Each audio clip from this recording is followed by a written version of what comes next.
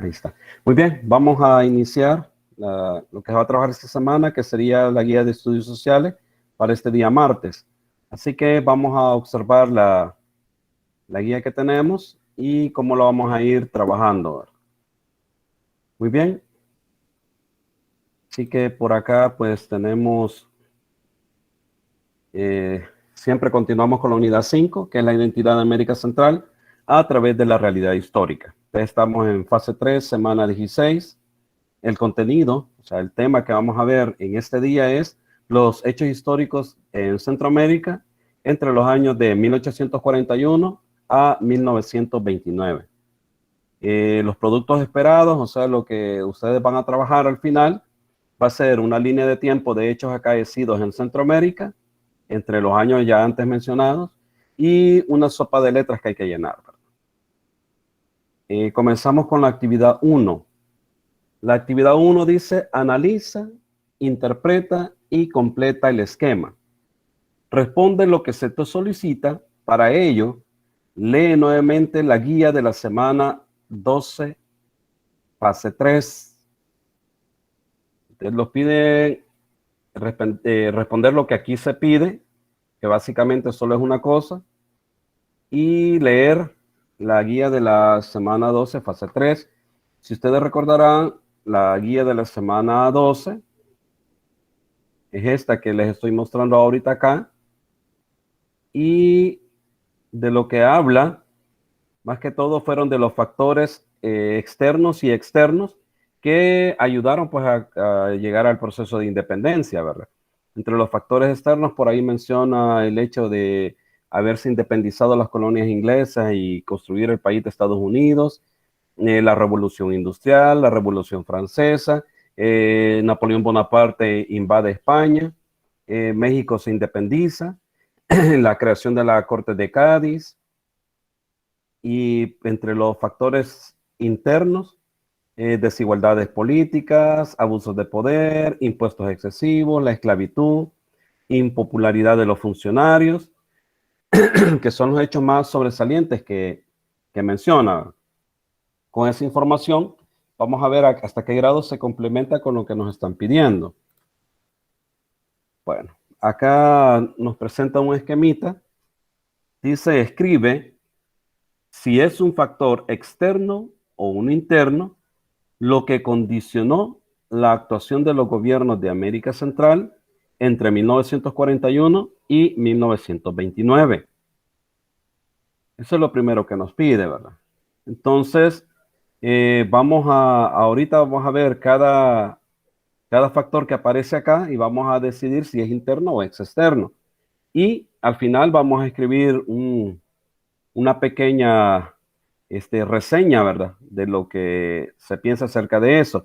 También sería de mucha utilidad leer toda esta información, los sucesos históricos de 1841 a 1929, porque son cosas que nos van a ayudar.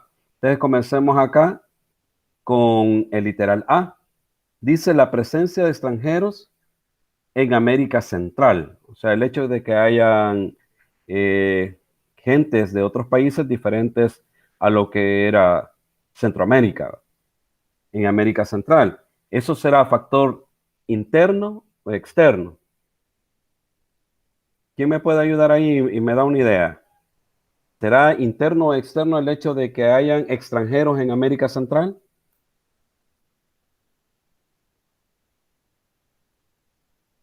Vamos a ver ahí qué piensa. Ahí nos va a ayudar Externo. algo. Externo, ¿verdad? Definitivamente, eso es un factor externo. ¿Por qué? Porque las personas de quienes está hablando, pues ahí dice, son extranjeros.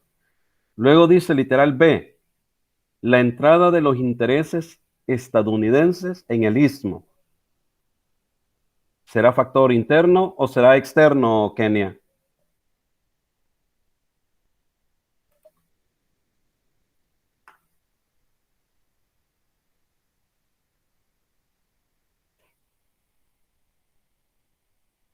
Ajá.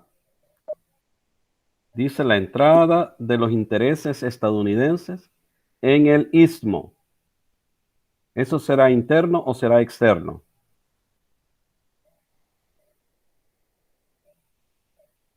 Vamos a ver, es algo Interno. externo, ¿verdad? No está relacionado a ninguno de los países centroamericanos, ¿verdad? No tiene que ver ni con Guatemala, Nicaragua, sino que tiene que ver con países fuera de Centroamérica. Por lo tanto, también es un factor externo. Y luego dice la anexión de Panamá como parte de América del Sur. Sabemos que Centroamérica siempre ha estado formada únicamente por 5 países.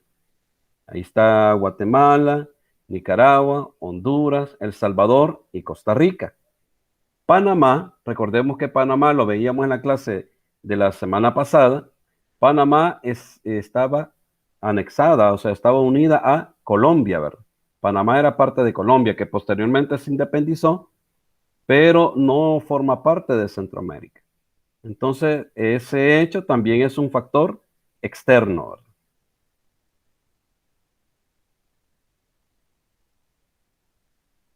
Luego dice, literal D, el surgimiento del caudillismo.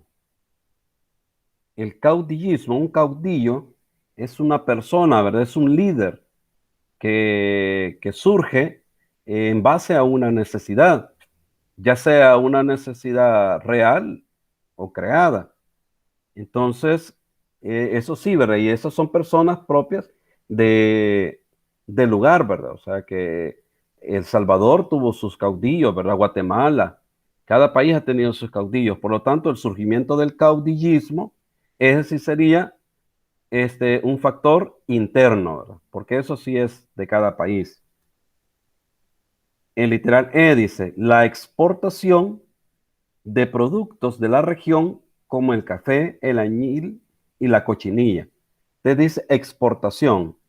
Exportar es cuando un país envía sus productos hacia, hacia afuera, hacia cualquier otro país, ¿verdad? Pero está hablando de productos de la región, o sea, de productos de Centroamérica. Por lo tanto, este es un factor interno, ¿verdad? Porque son productos nacionales los que están saliendo y se están exportando. Vaya, ahora, les decía que al final íbamos a hacer como un resumen acerca de esto, ¿verdad? ¿Y qué es lo que podríamos poner ahí? Porque dice acá, la pregunta era, dice, escribe si es un factor externo o interno lo que condicionó la actuación de los gobiernos de América Central entre 1941 y 1929. Entonces, para eso, para poder determinar esto, podríamos, podríamos ver todo lo que pasó en esas fechas. Y lo que pasó en esas fechas está acá, mira. Sucesos históricos, dice. Y en el aspecto político, intervención, dice, de Guatemala, Nicaragua, ya sea tanto en El Salvador y Honduras. Esos son factores internos, ¿verdad?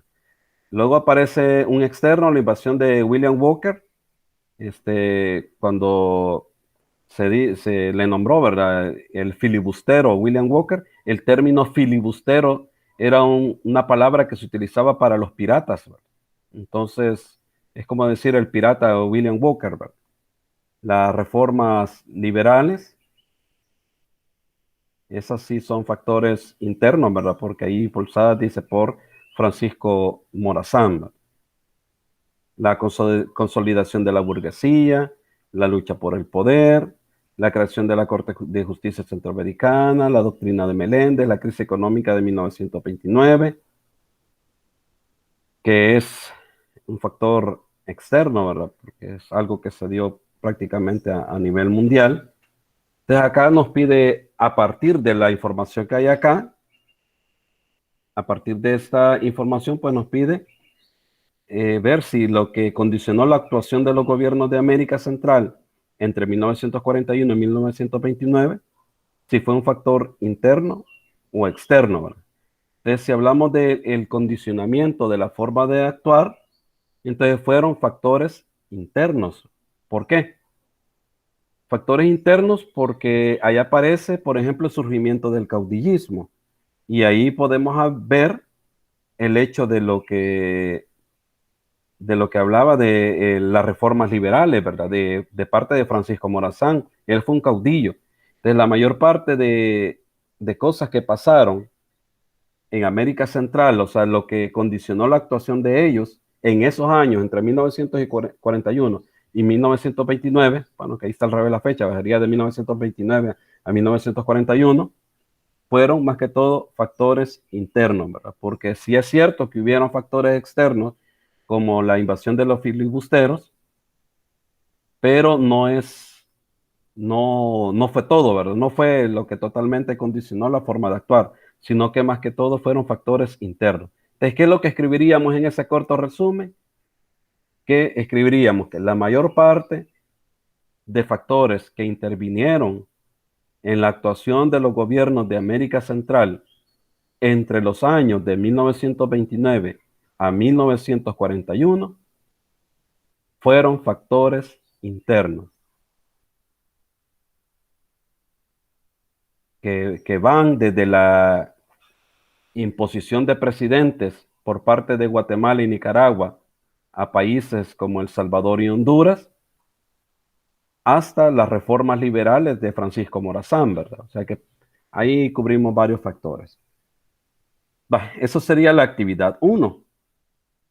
Vamos ahora con la actividad 2. Dice, lee la información que se te presenta a continuación.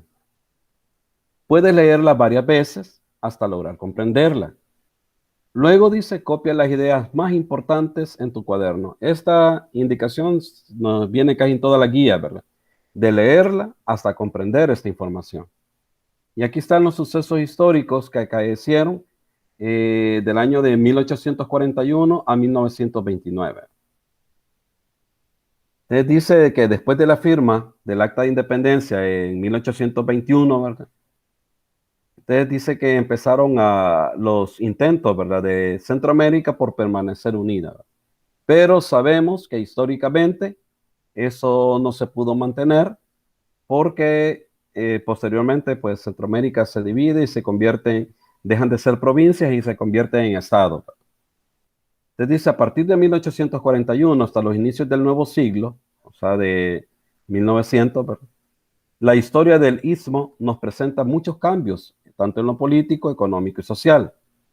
En el aspecto político, aparece lo que mencionábamos, ¿verdad? El intervencionismo de Guatemala y Nicaragua, ¿verdad? Ellos dice que creían o insistían en el principio de intervención, tanto así que impusieron presidentes en El Salvador, impusieron presidentes en Honduras. Claro, ¿verdad? Fue algo que posteriormente pues no pudo seguir siendo así, ¿verdad? También se crearon, dice, dos partidos irreconciliables, o sea que dos partidos con ideas, con pensamientos totalmente opuestos. Uno era el Partido Liberal y el otro era el Partido Conservador. Entonces dice, en 1886 se promulga en El Salvador una constitución liberal. ¿Y impulsada por quién? Impulsada por Francisco Morazán, ¿verdad? En la que se consagra el régimen de derechos o libertades individuales que se mantuvo vigente por más de 50 años.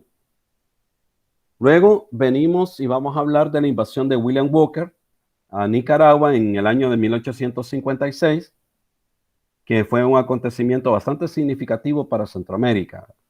Tanto así dice que movilizó ejércitos de toda Centroamérica para defender la soberanía e integridad del istmo centroamericano. ¿Por qué? Al llegar William Walker a empezar a invadir a Nicaragua con los filibusteros, o sea, con los piratas de esa época, Centroamérica se sintió atacada, no solamente Nicaragua, ¿verdad? Porque la idea era, o imagínense, conquista Nicaragua, quiere decir que van a querer seguir con los demás países, ¿verdad? Que era lo lógico que podría llegar a suceder. Entonces, todos los países se unieron para combatir a lo que fue los filibusteros, ¿no? Así que esa es la parte de la historia que nos narran ahí, que nos cuentan ahí. Luego viene ya lo que fueron las reformas liberales de Francisco Morazán, donde pues cambia drásticamente la forma en que se gobernaba en ese entonces, la forma en que funcionaban las cosas en esa época. Primero, aparece ya la libertad de culto, lo que significa era que podían haber una diversidad de religiones, en las cuales pues cada quien pues tenía la libertad pues de asociarse, la libertad de poder juntarse al grupo de personas y pues ejercer, ¿verdad? La religión que ellos preferían, ¿verdad? De igual manera, dice, se separa la iglesia y el Estado. En aquel entonces, la iglesia, que cuando hablamos de la iglesia, todavía en estos términos se refiere a la iglesia católica, pues tenía mucha incidencia en las decisiones del Estado, ¿verdad? Muchas veces los presidentes de esa época estaban muy al pendiente de los consejos que le daba pues los sacerdotes, ¿verdad? Entonces tenía mucha influencia. Así que se separó ya lo que era iglesia y lo que era Estado, ¿verdad? O sea, lo que es el gobierno. También dice, convirtió a los monasterios en escuelas y prisiones modelos y confiscó los bienes de la iglesia católica. Se le quitaron una gran cantidad de propiedades. Recordemos que, de acuerdo a lo que hemos venido viendo en las semanas anteriores, bueno, la religión católica la trajeron los españoles a Centroamérica, ¿verdad? Y fue algo impuesto. ¿Por qué?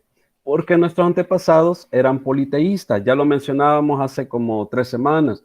O sea, ellos adoraban muchos dioses, tenían su forma de creencia y todos sus dioses estaban relacionados con la naturaleza, ¿verdad? Ellos hablaban de la madre luna, del padre sol y de eso, ¿verdad? Ellos adoraban la naturaleza. Entonces viene y se les impone la religión católica, ¿verdad? Entonces igual, ¿verdad? La Iglesia Católica, juntamente cuando comienza la época de la conquista, pues ellos también fueron afianzando grandes espacios de tierra, ¿verdad? Los cuales Francisco Morazán, con las reformas liberales, pues también se los quita posteriormente. De igual manera, se instituye lo que es el matrimonio civil, o sea, ya hay leyes que están, que manejan ya cómo funcionar el matrimonio civil, porque antes de eso, pues se hablaba solo de matrimonio religioso, ¿verdad? También se habla ya, aparece la figura del divorcio y algo importante fue pues el hecho de que se impulsó mucho lo que fue la educación, ¿verdad? Usted dice que se abrieron numerosas escuelas de primeras letras, o sea, para iniciar a enseñar a las personas. Y ya la enseñanza fue pública, dice, con maestros laicos, lo cual significa que ya también la iglesia se empieza a separar del aspecto también de la enseñanza, ¿verdad? Porque en aquel entonces también los que encargados de la enseñanza eran sacerdotes, ¿verdad?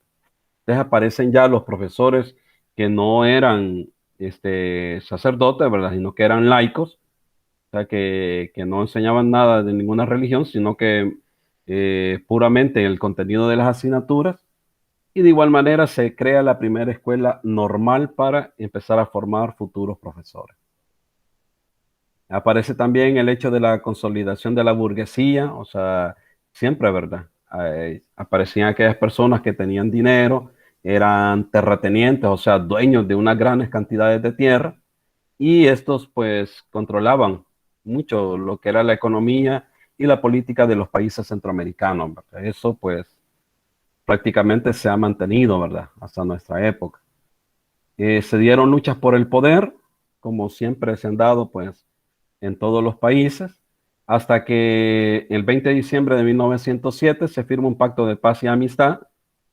Dice, esto fue promoviendo la unidad de los antiguos estados centroamericanos, ¿verdad? Eso fue allá en Washington, en Estados Unidos. ¿Por qué? Porque Centroamérica se estaba volviendo una región bien belicosa, ¿verdad? Había mucha pelea, de repente el ejército de un país se levantaba contra el otro y pues demasiados conflictos, ¿verdad? Fue necesario eso.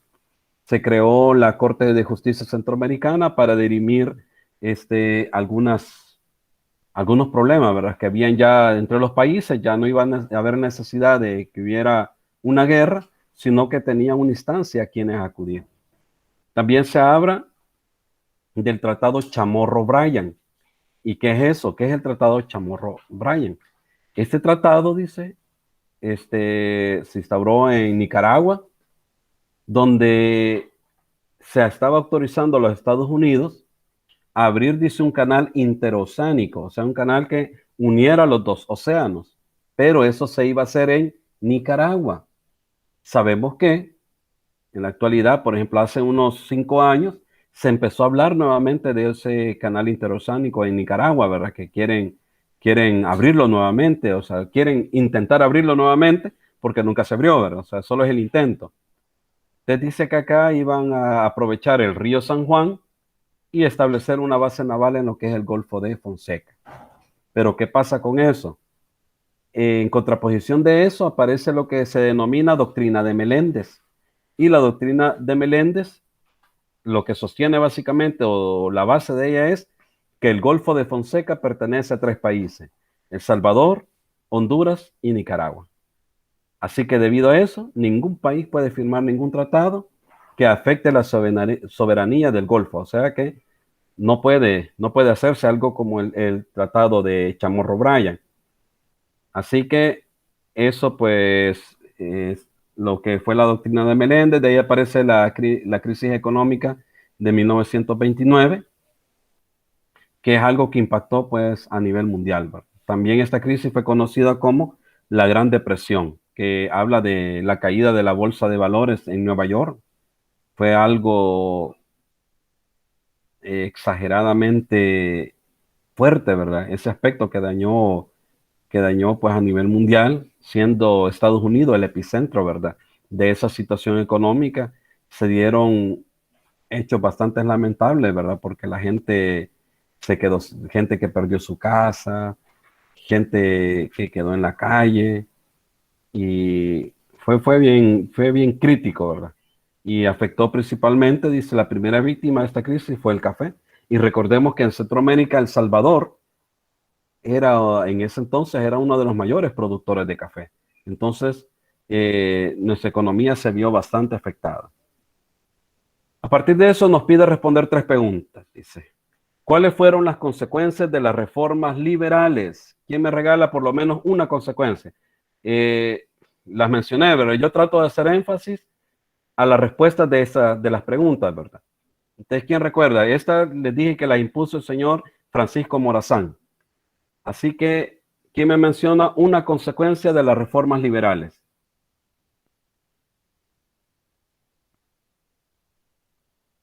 Vamos a ver una consecuencia que me mencione.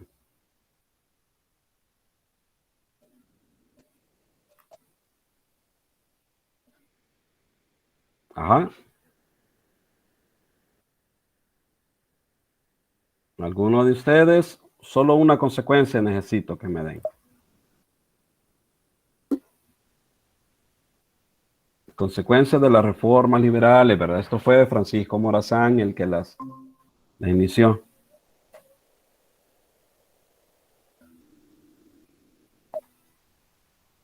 ¿Alguien?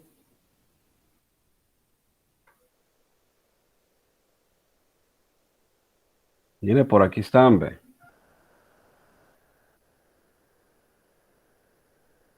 Ahí están las reformas liberales.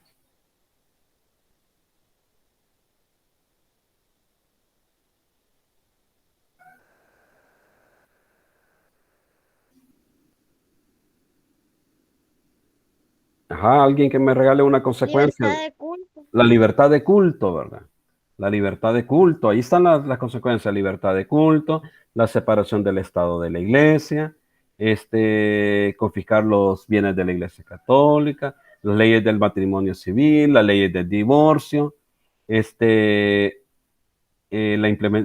abrir bastantes escuelas, la mejora de la enseñanza pública y fundar las primeras escuelas para la formación de docentes.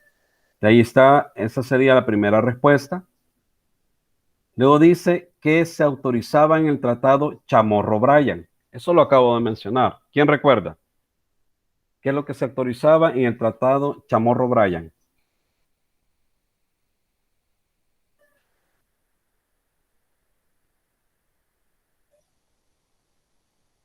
Ajá, ¿quién recuerda qué es lo que se autorizaba ahí?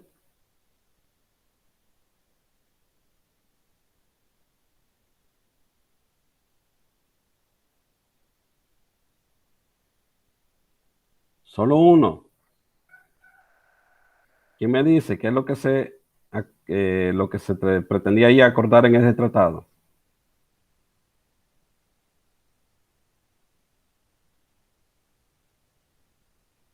Aquí estaba.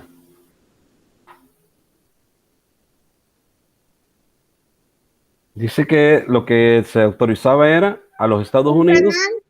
cabal, crear un canal, ¿verdad? Crear un canal interoceánico remontando el río San Juan y estableciendo una base naval en el Golfo de Fonseca, ¿verdad? Eso es lo que autorizaba el tratado Chamorro Bryan. ¿En qué consistió la doctrina de Meléndez?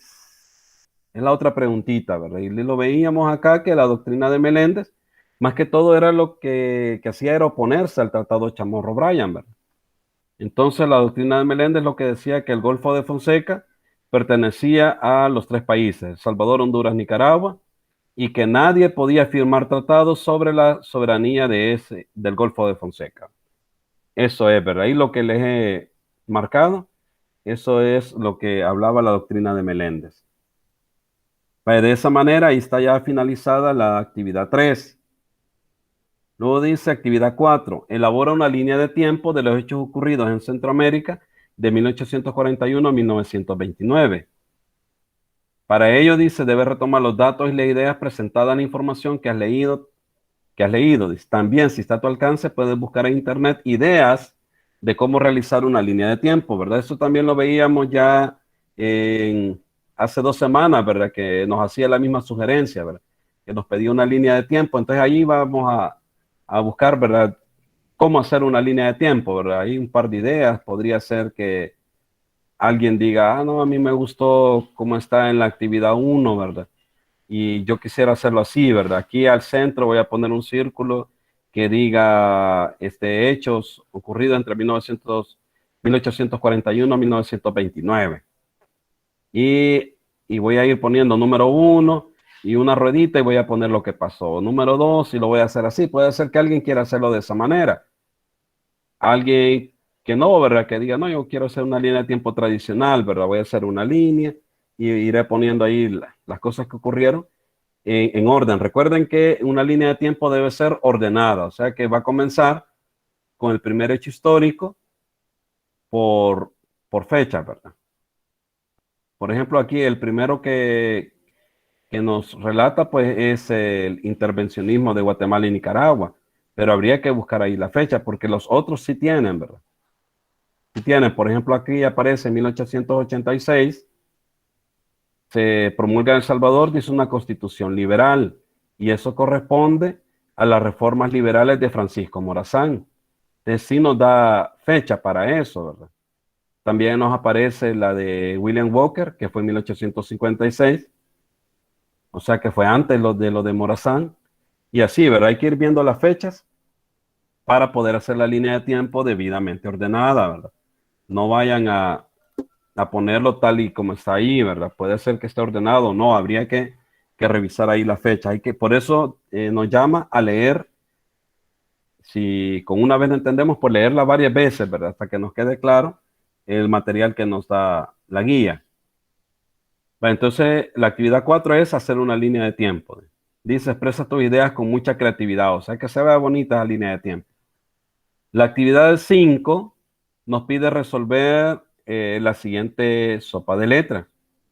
Para ello, dice, debes de tomar en cuenta toda la información y el conocimiento que has logrado construir en el desarrollo de la guía. A ver, aquí lo que es buscar palabras, dice, buscar la palabra conservadores, liberales, carismáticos, dice, líderes, elitismo, y ahora dicen los nombres de los 5 países mesoamericanos.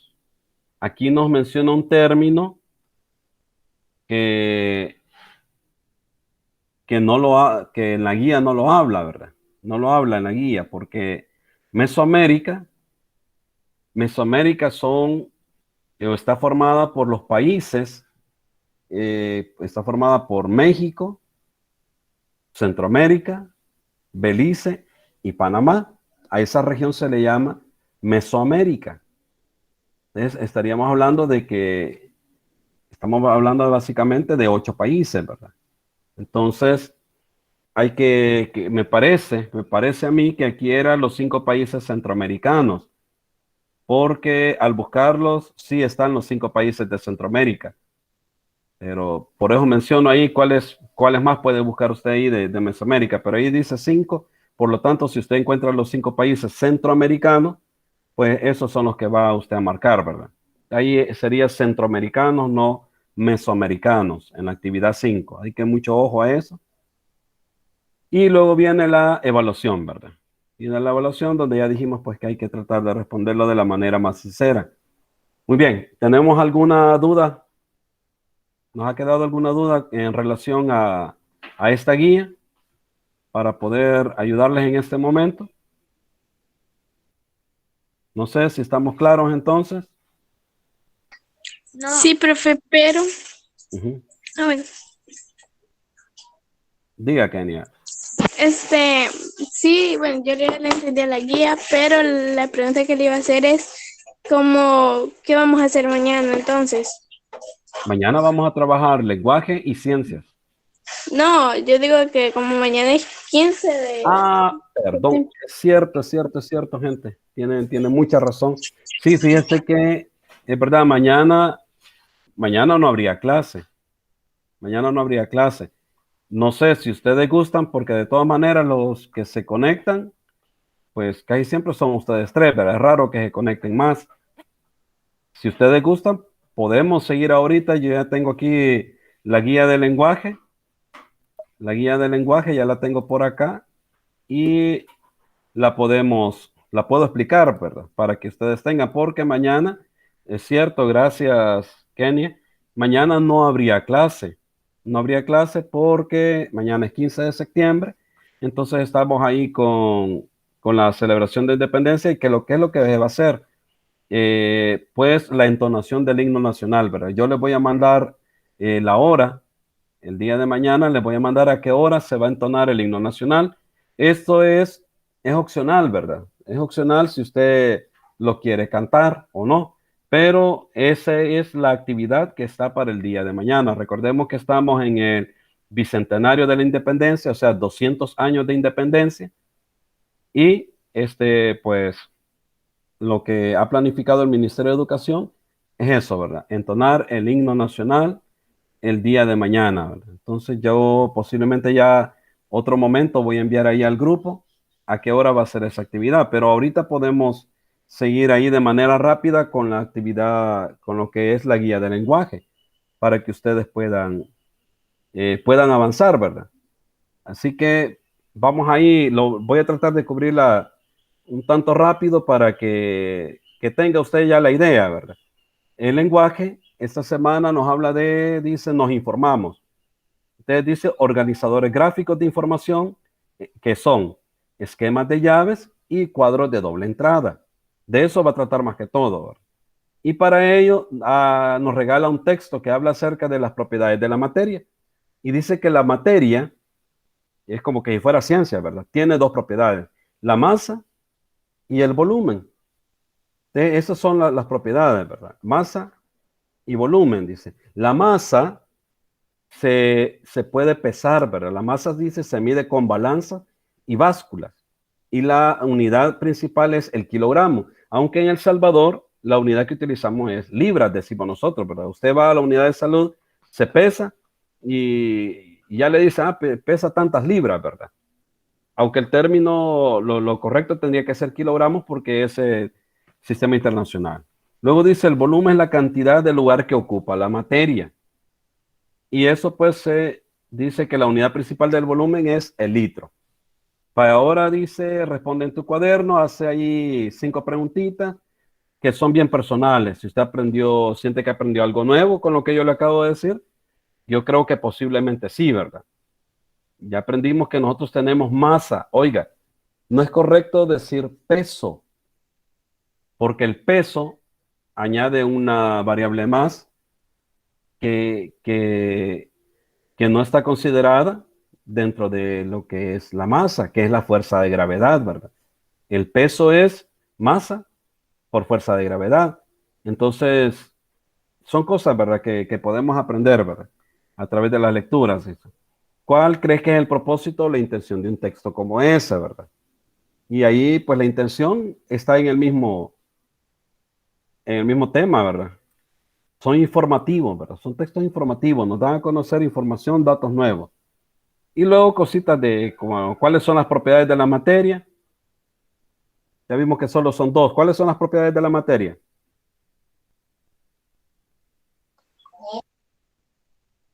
Son dos. Masa y volumen. Masa y volumen, excelente.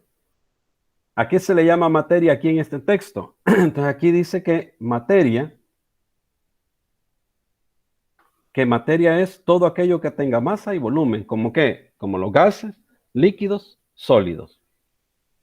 Entonces ahí está, ¿verdad? ¿A qué se le llama materia? ¿Qué otros recipientes medidores de materia conoces y cómo se utilizan? Dice. Porque aquí nos habla, dice, recipientes medidores de materia. Por ejemplo, para medir la masa, dice que hay balanzas y hay básculas. Para medir el volumen, pues hay litros. Pero ¿será que hay otras cosas más para medir la materia, verdad? Creo que sí, ¿verdad? Está el galón, por ejemplo, ¿verdad? Usted compra un galón de leche, está también el medio litro, ¿verdad? Entonces, ahí es esas pequeñas cositas, ¿verdad? Son los que se van a agregar ahí. Luego en la actividad 2 nos regala ahí un texto expositivo y ahora viene ya lo que es la parte de la creación de los organizadores gráficos. Y un organizador gráfico es el esquema de llaves. Miren, el esquema de llaves se hace así. Aquí está bien bonito porque hasta nos regala un ejemplo. Aquí voy a poner los dos juntos para que los pueda ver. Miren, nos regala un ejemplo. Dice, comienza, lo primero que se pone es el título del texto. Y el título del texto que acabamos de leer era propiedades de la materia. Ojo a esto, pongan atención a esto porque más adelante viene que ustedes van a hacer uno de estos, ¿verdad? Van a hacer un esquema de llaves. Entonces, mire, el título del texto. Aquí ponen el título, ¿verdad? La idea principal 1, idea principal 2. En este caso, como la materia estaba formada por dos elementos, que era masa y volumen, entonces la idea principal 1 era masa y la idea principal 2, volumen. Luego, las ideas secundarias de la idea principal 1 y las ideas secundarias de la idea principal 2. Si hubieran más ideas principales, pues se tendrían que colocar también, ¿verdad? Mire, propiedades de la materia, masa, volumen. La masa se mide con balanzas y básculas y su unidad de medida es el kilogramo. El volumen se mide con recipientes como vasos medidores y su unidad de medida es el litro. Dice, además del esquema de llaves, también otro organizador gráfico son los cuadros de doble entrada, dice. Y aquí aparece un cuadro de doble entrada, mire. Aquí está, dice, propiedades de la materia y aspectos. ¿Ve? Propiedades de la materia, mire otra vez, es el tema. El tema está aquí, ¿ve? Propiedades de la materia, aquí están sus ideas principal 1, idea principal 2. Y aquí van las ideas secundarias. Es como haber pasado esto acá. Mire, propiedad de la materia, la masa, dice. Y aquí está, sirve para medir la cantidad de materia, se mide con balanzas y básculas, y la unidad de medida es el kilogramo. Volumen sirve para medir la cantidad de espacio que ocupa la materia, se mide con recipientes como vasos medidores, su unidad de medida es el litro. Ahora dice, lee la siguiente información y completa en tu cuaderno el cuadro de doble entrada que se te presenta. Aquí ya le regalan el cuadrito de doble entrada. Dice, sólidos, líquidos y gases. En la naturaleza, la materia puede encontrarse en tres estados diferentes, sólido, líquido y gaseoso. Algunos materiales se encuentran en los tres estados, como el agua, ¿verdad? El agua, nosotros ahí usted en la pila la tiene en estado líquido, en la refrigeradora lo tiene en estado sólido, ¿verdad? En el hielo. Y cuando usted, por ejemplo, herve el agua, pues parte de eso pasa a estado gaseoso, ¿verdad? Ese como humo que vemos salir, pues es el estado gaseoso en que está pasando el agua, ¿verdad? Dice, los sólidos tienen una forma muy bien definida. Sus partículas están unidas entre sí con mucha fuerza. El hielo está en estado sólido. Los líquidos, dice, adoptan la forma del recipiente en el que están. Pueden ser viscosos como la miel o ligeros como los refrescos. El agua que bebemos está en estado líquido. Los gases no tienen una forma o volumen definido. Pueden comprimirse y pueden expandirse. El vapor de agua se encuentra en estado de gaseoso. Ahora mire, nos pide llenar acá. Y lo primero que nos pide es la forma. Entonces, ¿qué forma tienen el estado sólido? Excelente, ¿verdad? Tienen una forma definida. Así de fácil, tienen una forma definida. El estado líquido, ¿cuál es la forma del estado líquido? Depende de los recipientes. Correcto, ¿verdad? Depende del recipiente en que esté. Si está en una bolsa, pues va a agarrar la forma de la bolsa. Si está en un huacal, va a agarrar la forma del huacal. Entonces, eso serían las respuestas aquí, ¿verdad? Entonces aquí era definido, aquí era depende del recipiente en el que esté. Y el gaseoso, No tiene. No tiene forma definida el gaseoso, ¿verdad? Característica específica de estos estados de la materia. Del sólido, la característica específica es que sus partículas están unidas entre sí con mucha fuerza, que sus partículas están unidas entre sí con mucha fuerza. Esa es la característica. Y la característica del líquido es que pueden ser viscosos o pueden ser ligeros, ¿verdad? Pueden ser viscosos o ligeros. Esa es la característica específica de los líquidos. Característica específica del gaseoso es que puede comprimirse y puede expandirse. Comprimirse y expandirse. Ejemplos de cada uno de ellos, aquí lo da. ¿Verdad? ¿Cuál sería el ejemplo del sólido? El hielo, correcto. Del líquido. Los jugos. Un jugo, excelente, ¿verdad? ¿Está bien? Del gaseoso. Un ejemplo de gaseoso. El vapor del... El vapor de agua, ¿verdad? El vapor de agua. Lo que yo les decía, si usted pone a hervir agua, usted ve que sale como un humo, ¿verdad? Eso es vapor de agua. Luego dice, aplica lo aprendido. Lee el texto titulado Pavo Real Indio y elabora en tu cuaderno un esquema de llaves con los conceptos o elementos más importantes del tema. Y aquí hasta nos dan los pasos, mire. Ubica primero el título del texto, qué es lo que está aquí, ¿verdad? Título del texto, luego idea principal 1, si hay otra idea, pues idea principal 2, y luego las ideas secundarias, ¿verdad? Mire, ustedes lo que pondría era primero ahí pavo real indio, y luego van las ideas. Identifica la idea principal en cada párrafo. ¿Dice? Como son 2, 3, 4, 5 párrafos, entonces posiblemente, con 5 párrafos, aquí van a ir 5 ideas principales. Y de ahí sus respectivas ideas secundarias. Identifica las ideas secundarias. Entonces, para usted, para que se le facilite, si tiene la guía impresa, pues identifique en cada párrafo de un color diferente la idea principal, ¿verdad? Y las ideas secundarias de otro color, ¿verdad? Por ejemplo, dice, el pavo real indio es una especie de un grupo de pájaros llamado faisanes. Los machos se llaman pavos reales, mientras que las hembras se llaman pavos. Juntos son pavos reales. La hembra solo recibe el nombre de pavo, ¿verdad? Y el macho es el que lleva el nombre de pavo real, porque si usted no lo sabía, el que tiene las plumas bien vistosas, bien bonitas, es el macho, ¿verdad? El macho. La hembra es más parecida a lo que es el pavo o chompipe que nosotros conocemos, ¿verdad? Es más parecido a eso, no tiene la vistosidad que tiene el macho. Entonces acá habría que identificar la idea principal de este párrafo. Por ejemplo, dice, si el tema sería pavo real indio. Y la idea principal sería, pertenece al grupo llamado faisanes, o sea, es un faisán. Ideas secundarias. El macho se llama pavo real y la otra idea secundaria sería, la hembra se llama pavo. Y ahí siguen vamos a irnos al otro párrafo y en cada párrafo vamos a ir encontrando su idea principal y su idea secundaria. ¿Y dónde las vamos a ir poniendo? Acá, ¿verdad?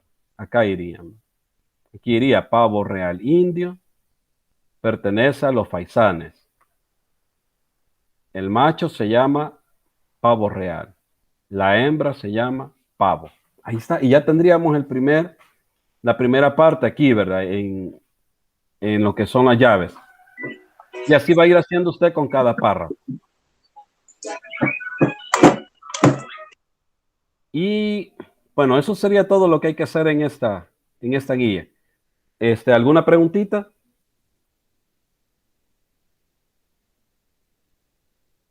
No Sí, sé si vamos a exponer algo, porque al principio dice hacer un mapa de llaves y con un texto expositivo. no, no, no, no, no. No. Aquí sí dice la oración de esquema de llave a partir, no, pero dice a partir de un texto expositivo. O sea, el texto expositivo que a ustedes les dan es este, ¿verdad? Este es un texto expositivo, el pavo real indio. Pero no, todo se va a trabajar en el cuaderno, ¿verdad? Porque usted me preguntaba si iban a hacer un cartelito, ¿verdad? No, aquí especifica que lo que es las llaves se van a hacer aquí en el cuadernito, ¿verdad? Dice, elabora en tu cuaderno el esquema de llaves. Así que no, va a ser en el cuaderno. Y no, ahí se refería al texto expositivo, o sea, el del pavo real indio. De eso es lo que hablaba. Pues no sé si hay alguna otra preguntita. Si igual, ¿verdad? Nos tocaría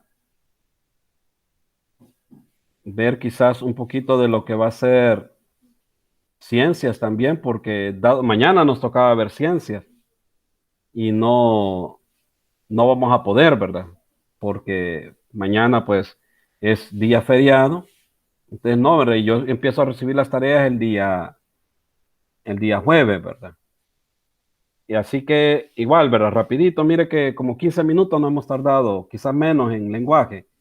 Vamos a ver ciencias que nos habla de destrucción de la flora, fauna y los ecosistemas, ¿verdad? Y al final lo que va a hacer es fácil, llenar un crucigrama.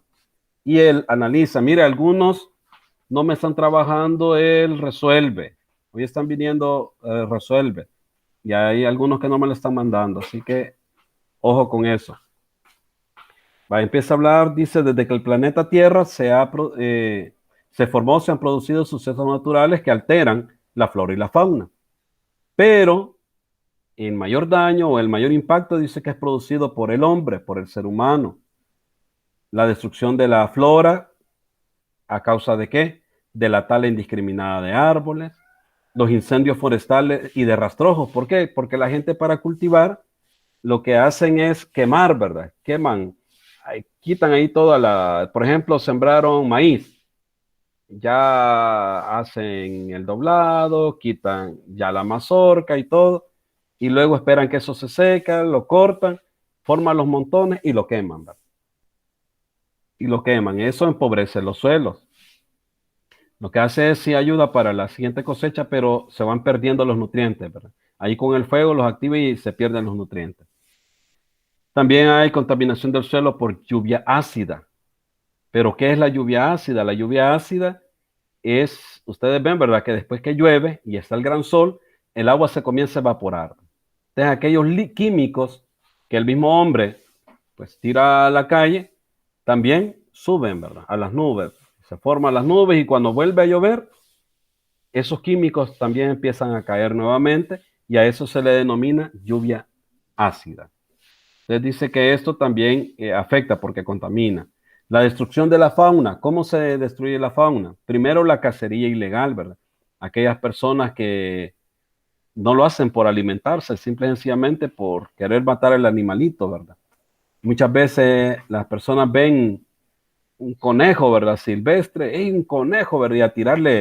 Y a tirarle piedras al pobre conejo, ¿verdad? Entonces, eso, eso es parte pues, de lo que está dañando lo que es la fauna. El comercio de animales, ¿verdad? La venta de los animalitos. Podemos ver en las calles, bueno, en el mercado central, ¿verdad? Ahí están el montón de pericos, aves, donde los están vendiendo y eso es ilegal, ¿verdad? La introducción de especies exóticas. Ahí se refiere a traer especies que no son propias del lugar donde se han llevado. Un ejemplo de ellos, y creo que todos ustedes las conocen, son los famosos geckos, ¿verdad? ¿Verdad que en la casa de ustedes hay geckos? ¿Sí o no? A ver, alguien que me diga, no, en mi casa no hay geckos, ¿verdad? Ajá, Anderson, ¿hay geckos en su casa, Anderson? Sí, ¿Verdad que sí, verdad? Ya andan los animalitos chelitos, ¿verdad? Esa especie no es propia de aquí de El Salvador. Nosotros teníamos una especie parecida que le llamábamos cantiles, ¿verdad? Los cantiles son cuerpo negro y la cabeza anaranjada, ¿verdad? Y también había unos como tigriaditos, ¿verdad? Que ya ahora pues pocos de ellos hay. Entonces a eso se refiere con introducción de especies exóticas, ¿verdad? Esos vinieron acá, eso alguien los trajo y de repente se reprodujeron y ahora hay en todos lados, ¿verdad? Ayudan, ¿verdad? Ayudan. Y aquí lo menciona, dice el gecko besucón, dice. Es un reptil que compite con el cantil. Mire, ahí está la fotografía del cantil, ¿verdad? Que yo le estaba mencionando, ¿ve? Cuerpo negro y cabecita anaranjada, ¿verdad? Ese es el cantil, ¿verdad? De ahí, pues, el gecko, pues, como les digo, ¿verdad? Vino, lo trajeron, ¿verdad? De afuera. Así que eso, ¿verdad? Son las cosas que afectan a la fauna. El uso irracional de productos desechables, eso estar tirando las bolsas, ¿verdad? A la calle, y yo lo he mencionado muchas veces, cuando vayamos a un río, a un lugar a pasear, agarremos la bolsita, ¿verdad? Y llevémosla a la casa de regreso, porque en su casa, pues sí pasa el camión de la basura, ¿verdad? Allá por el río, allá no pasa. Entonces, usted tiene que llevarse esa basura de regreso. Bueno, y ahí luego viene el ponte a prueba, que dice la destrucción de flora y fauna es ocasionada por acciones artificiales hechas por las personas, por el hombre. ¿Eso es cierto o falso? ¿Quién me ayuda? ¿Verdadero o falso? Que verdadero. es verdadero, ¿verdad? Ya lo mencionábamos, ¿verdad? Los seres humanos somos los que más estamos dañando la flora y la fauna. Los incendios forestales pueden ser ocasionados por la quema de rastrojos y las zonas de cultivo aledañas. ¿Verdadero o falso? Mire, eso también es verdadero, ¿verdad? Ahí se menciona. La lluvia ácida al caer sobre las plantas, ¿qué cree que hace? Las ayuda a crecer, las seca y mueren poco a poco, o les permite que las plantas crezcan del suelo. ¿Qué cree que hace la lluvia ácida? La seca y muere. La seca y mueren, ¿verdad? Ahí sería literal B, la seca y mueren. Y las personas cazan animales silvestres, aunque sea una práctica ilegal, ¿será que lo hacen para estudiar su organismo y ayudar a protegerlos en el futuro? ¿Para comercializar productos que derivan de ellos como dientes, pieles, cuernos? ¿O para contribuir al equilibrio de sus poblaciones en el medio ambiente? ¿Por qué cree que lo hacen? Para comerciar. Para vender las pieles. Cabal, para comercializar los productos, ¿verdad? Como decían ahí, las pieles, ¿verdad? Las pieles, los cuernos, ¿verdad? Ahí vemos que hay gente que le gusta tener eso de adorno, entonces tiene que haber alguien que se las venda, ¿verdad? Y es parte de lo porque se hace la caza furtiva, ¿verdad? La caza ilegal. La destrucción de la flora y de la fauna puede ocasionar extinción de especies, biodiversidad. Biodiversidad quiere decir que haya más animalitos de todo tipo, ¿verdad? Incremento en las fuentes de agua. ¿Qué ocasionará la destrucción de la flora y de la fauna? Extinción de especies. Excelente, la extinción de especies, ¿verdad? Lo único que hace es dañar. Y luego hay que leer, llenar el crucigrama. Dice, dibuja el crucigrama en tu cuaderno. Claro, ya lo he dicho, si usted tiene la versión impresa, es permitido que usted lo corte y lo pegue en su cuadernito, ¿verdad? Para que se vea bonito. Si no, con una reglita, ¿verdad? Con una reglita lo hace y lo dibuja en su cuaderno el crucigrama y lo va, ¿cómo se llama? Lo vaya contestando, ¿verdad? Ahí están en vertical y horizontal, qué es lo que, eh, cada preguntita, ¿verdad? Dice, por ejemplo, dice, pierden el lugar donde viven y se desarrollan. ¿Quiénes perderán el lugar donde viven y se desarrollan?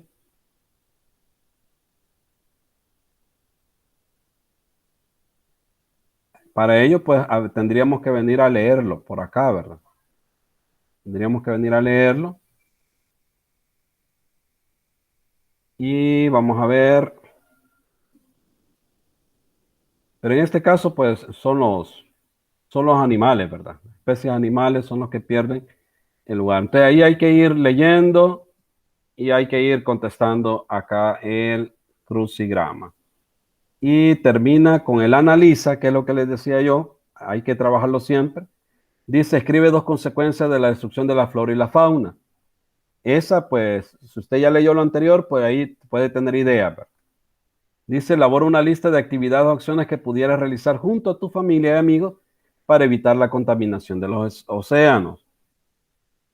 Ahí entre eso está lo que yo le mencionaba, ¿verdad? Al ir a visitar un lugar, traer de regreso la basura que uno llevaba. O sea, se comió un churrito allá en la playa, ¿verdad? Yo llevo una bolsita plástica para meter la basura del churrito y la traigo a mi casa. Y entonces ahí está esa parte del análisis, son las 4 preguntitas que hay que responder. Para ampliar un poquito más, dice, se pueden ver estos 3 videos, pero es opcional porque para responder, pues toda la información está aquí en el material, ¿verdad? Esa sería la guía de ciencias. Y ahora sí, ¿verdad? Eso sería todo. Nos vamos a quedar por ahí. Así que, pues el día de mañana es feriado, ¿verdad? Tenemos solo la obligación, pues, de cantar el himno nacional, ¿verdad? Como salvadoreños. Y yo les envío la hora a la que se va a hacer esa actividad, ¿verdad? Así que eso sería todo. Nos veremos. Ahí estamos el día jueves pendiente para la recepción de tareas. Bueno, adiós, que pasen un buen día. Hay que trabajar ahora bastante, ¿verdad? Para Adiós. descansar mañana. Adiós.